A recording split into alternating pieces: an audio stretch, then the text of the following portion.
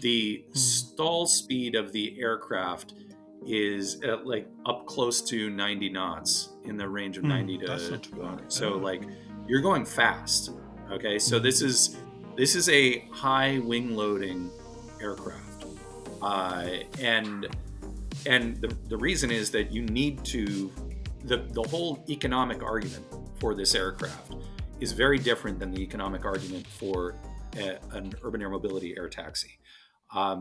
For those, you're really optimizing for dollars per passenger mile. It's very much like an airline, uh, and you will be driven to a slower speed eVTOL, because that's where the economics will drive you.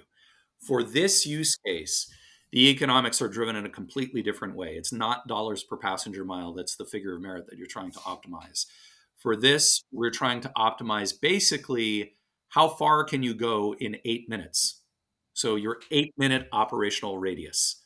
That was the figure of merit that we were trying to optimize for, because what that translates to is your coverage area, your time critical coverage area. The Time farther I can criticality, go in eight absolutely. Yeah. minutes, the more lives I can save with one aircraft and one pilot, right?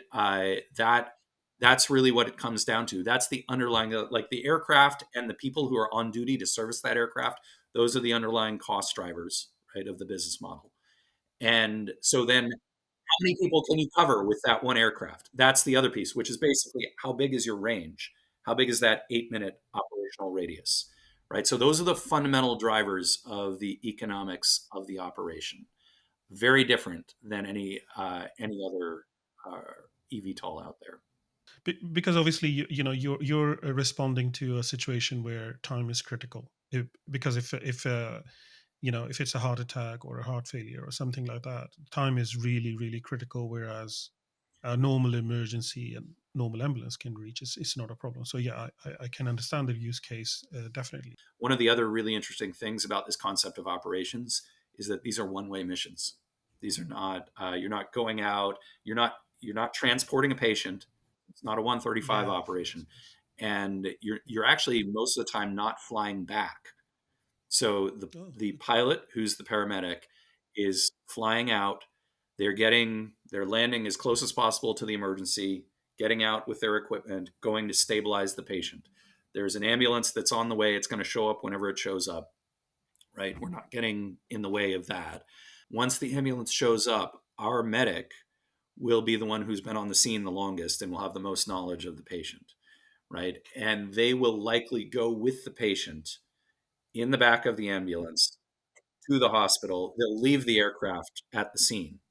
We have a second person on duty who helps the pilot do an abbreviated pre-flight inspection before the takeoff.